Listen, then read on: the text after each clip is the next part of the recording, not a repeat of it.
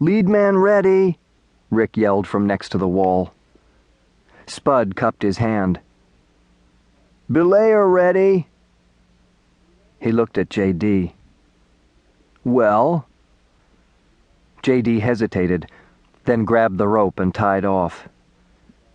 "End man ready." The first 30 feet was slow going. Rick picked his way carefully, driving metal pitons into the rock face with his hammer, then pulling himself up.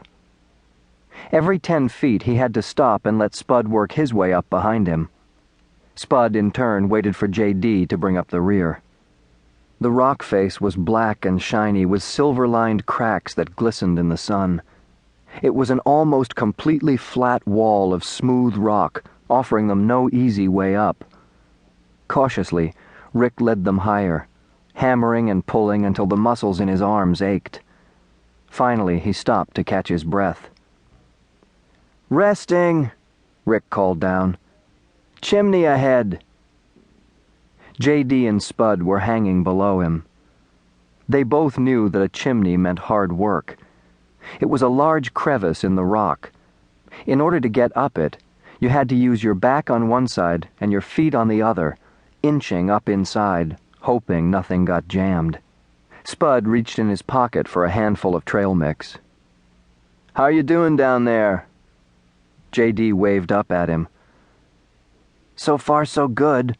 What's taking you slowpokes so long?" "I heard that." Rick looked down at him. "I'd drop something on your thick head, but then I'd just have to carry your carcass back down, and it isn't worth it." "You just make sure you don't fall on my thick head." Rick took a deep breath. "Climber ready." He braced his back and started edging his way up. It was a tight fit. Rick's knees were almost in his mouth as he struggled through the chimney. Finally, he topped out. "I'm up. There's a ledge here. I'll anchor and wait." One at a time, the other two boys emerged from the long crevice. There was barely enough room for all three to stand on the ledge. Above them was a granite overhang that jutted out almost 6 feet. Rick had already inserted one piton and was trying to find a toehold. The overhang presented a dangerous problem. Rick, as the leader, had to find a way to go out and over the top. It would mean working upside down and trusting all his weight to the pitons he was able to hammer in along the way. Spud and J.D. wrapped the rope around themselves and stood ready. Like an oversized spider, Rick climbed along the underside of the rock. He unclipped another piton from his belt and reached for his hammer. Suddenly, the carabiner, the aluminum oval snap link attached to the piton, bent, and Rick's body jerked and fell a few inches. Then, with a sickening sound, the carabiner popped open, and the rope came completely loose.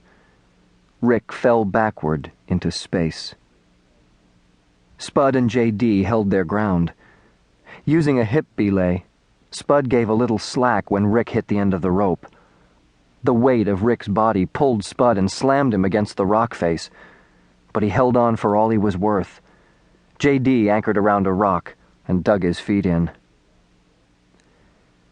"We've got you, Rick." "Rick?" Spud anxiously tried to get a look over the side. First, there was silence. Then a weak voice called up, "I'm a little shook up, but all right. Pull any time you're ready." J.D. and Spud strained on the rope, trying to get him back to the ledge. Rick helped every time he got a chance, using tiny cracks and footholds. When they hauled him over the edge, his face was white and covered with sweat. He rested for a few minutes and then shakily got to his feet. "Hold on," Spud steadied him. "You should take it easy for a while." Rick shook his head.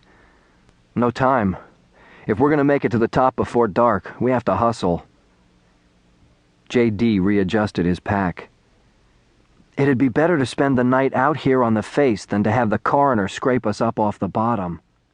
Spud swallowed.